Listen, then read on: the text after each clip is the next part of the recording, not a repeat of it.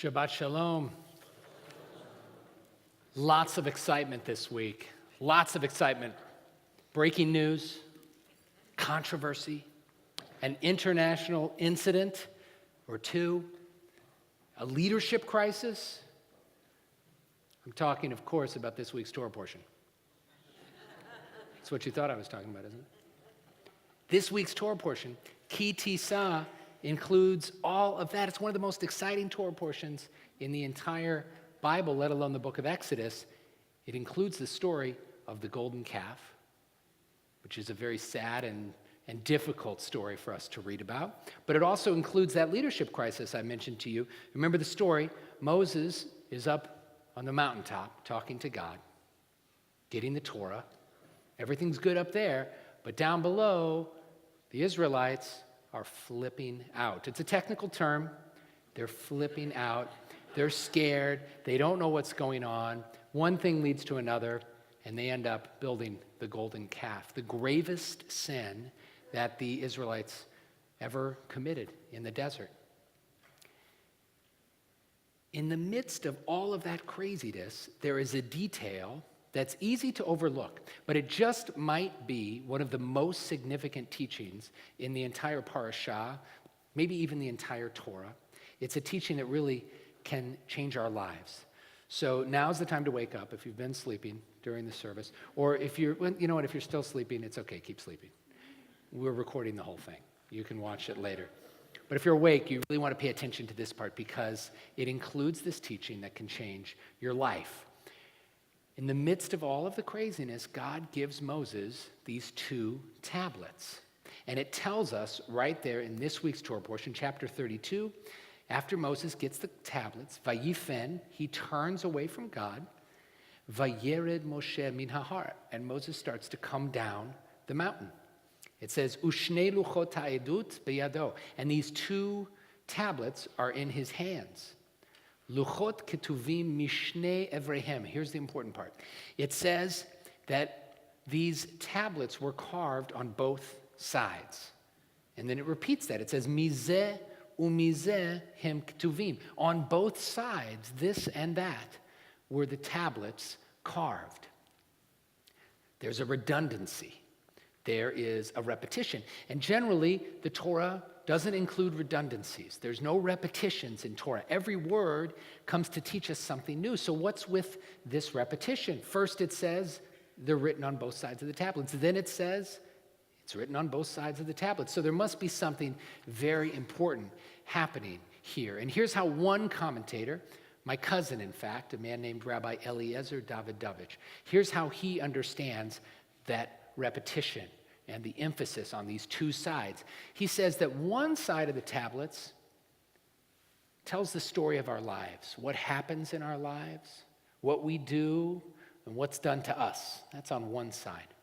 On the other side of the tablet is how we see those stories. On the other side of the tablet is our attitude, how we respond, how we relate, how we make meaning out of those things that happen and are written on the first side. Now, over the last couple of months, I learned a great deal about the way our attitude can shape our existence, can shape the way we see the world, can shape the way we live our lives. I learned it through one of our congregants, a man by the name of Scott Liu. Scott was born in Chicago. He was a bright, athletic, creative, funny guy. He moved to Los Angeles in 1992 to pursue his dream of becoming a screenwriter. And he went to USC, he graduated, and he started writing movies. And in fact, some of his movies were sold, and he even got to make a movie. He fell in love with a fabulous woman. He got married. His life was going great. And then about 2 years after they'd gotten married, Scott noticed a twitching sensation on his chest. And he went to the doctor, and after a few months of tests, the doctor gave him a devastating diagnosis. Scott had ALS, Lou Gehrig's disease. Well, when he found out about the ALS, Scott said, I realized that I was in a battle of wills. It really comes down to your will to live. And then he asked the question, what's my will to live? Why do I want to live? And he answered the question. He said, I enjoy my life, and I want to live. And he decided that whether he had Lou Gehrig's disease or not, he was going to keep on enjoying his life. His dream was to write a screenplay, sell it, and direct the movie himself, and he did that. He had to get a waiver from the studio because by this time he was already in his wheelchair. And they said, insurance, you can't direct a film. What happens if something goes wrong? He said, I can do it. And they finally were convinced. They let him do it. One of the ways that he kept living a productive life was through his wicked, wicked sense of humor. He loved to write jokes. He loved to tell jokes. And he called this whole process jujitsuing reality. As a boy, he was into martial arts, and here's how he put it. He said, you have to find a way to subvert the gravity of your situation sometimes in life. Funny is how I decided to jujitsu reality. You see, in the martial arts, you gain advantage by using your opponent's weight against him. So with my ALS, I decided I had to use the weight stacked against me and flip it with my attitude. Humor, Scott said, humor's the best way to do that. And then he showed us a little bit of his humor by explaining how he did it. He said, no one really expects a fart joke from a mute quad on a ventilator. And he would make those jokes even when he couldn't talk. He'd make silly jokes, and you just couldn't believe it. You couldn't believe that he had this sense of humor. He was able to maintain it. In fact, one of the very last times I was with Scott, his brother told a corny joke, and Scott, at this point, couldn't speak at all. The only way he could communicate was by twitching his lip, and his wife could spell out words, and she'd say A-E-I, and then he'd twitch his lip. And so it took a minute, but he twitched out, ha, ha. He wanted his brother to know that he enjoyed the joke. This is what Scott called jujitsuing reality. After he'd already been diagnosed with ALS, Scott and his wife Ann decided that they were going to have kids. And they knew perfectly well that Scott's time on this earth was limited. They knew perfectly well that he probably wouldn't live to see them grow up. But they had the kids anyway. Just 8 months after the boys were born, Scott wasn't able to breathe anymore on his own, and he had to have a tracheotomy, and he had to have a ventilator. And that meant that he could never talk again.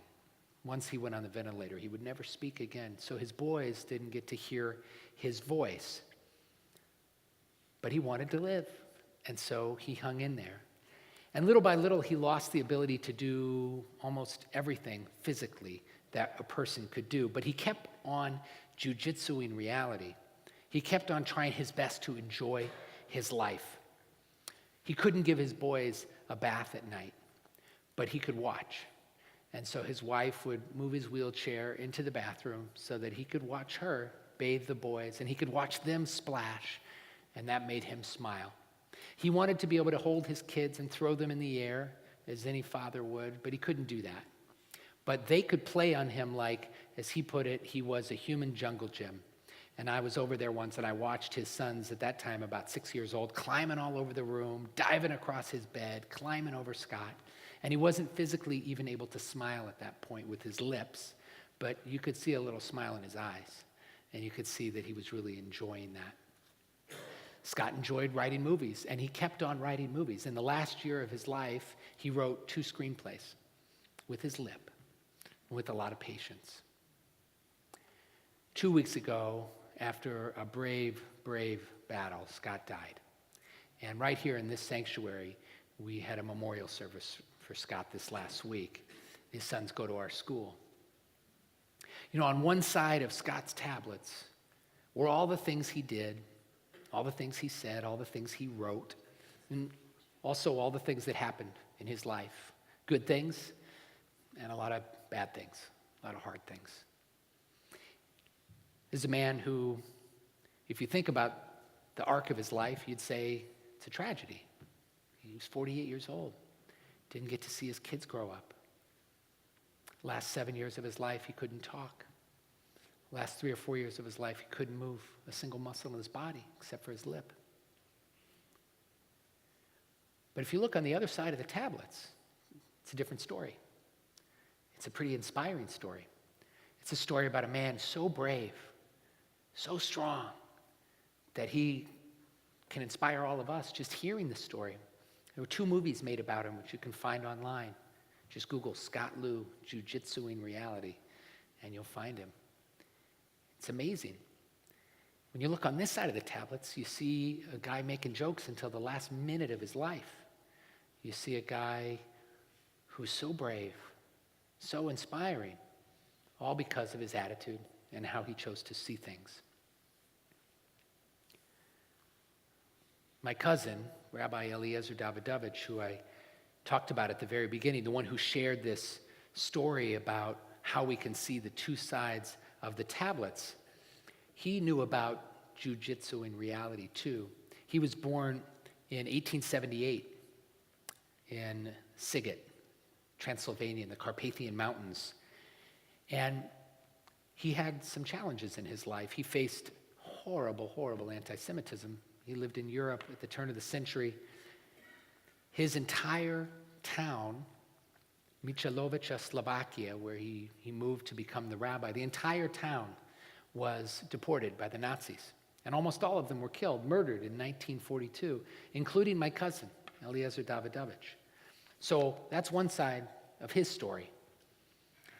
On the other side of his story is the fact that before he died, he wrote a Torah commentary by hand, all of his teachings, all of his wisdom about our tradition, and it's filled with hope, and it's filled with strength and courage. It's beautiful. And he put it away before he was arrested in the attic of the family home. He hid it. And after the war, his grandson and his son survived Auschwitz. Almost all of the other family members were killed, but those 2 survived, and they went back home to Michalovic. They went back home to see if they could find family members who survived. And they found out that nobody did. But they found the manuscript right where their father and grandfather had left it. And they brought that manuscript to Eretz Israel, to the land of Israel, where they immigrated.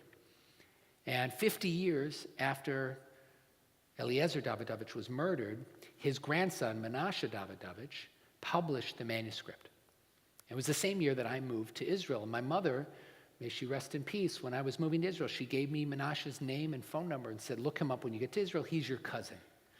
So I called him. I went over. I had dinner in his sukkah during October. And he gave me the book. And later, I read the book. I translated the book into English. And I study it still. So on the other side of the tablet of this man's life is a pretty inspiring story about survival, about hope, about strength, and about redemption. Each of us has that same reality in our lives, those tablets of our lives. On one side, all the things that happen, all the things that are done to us and the things we do, and then on the other side, how we interpret it, how we see it, our attitude. There are at least 2 sides to life. Shnei evrehem mizeh umizeh. 2 sides. Shabbat shalom.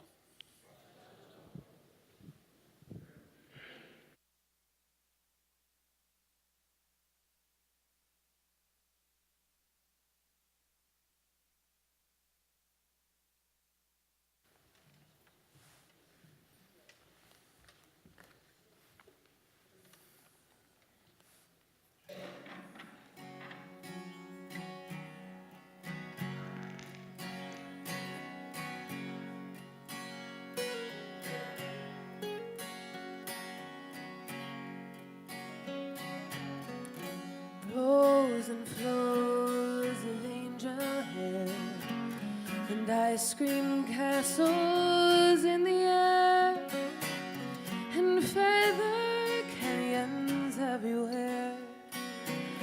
I've looked at clouds that way,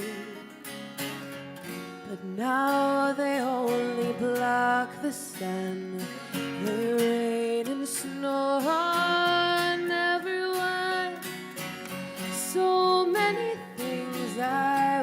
done.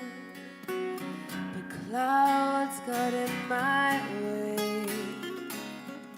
I looked at clouds from both sides now, from up and down, and still somehow it's cloud illusions I recall. I really don't know clouds at all.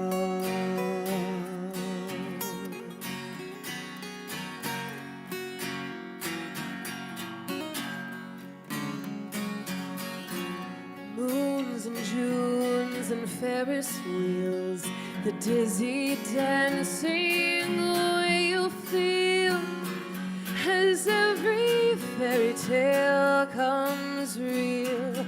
I've looked at love that way, but now it's just another show. You leave them laughing when you go, and if you care, don't let them know. Don't give yourself away. I've looked at love from both sides now, from give and take, and still somehow it's love's illusions I recall. I really don't know love at all.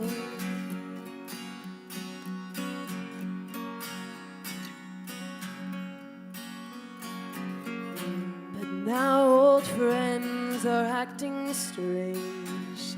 They shake their heads, they say I've changed. Well, some things are lost, but some things gained in living every day.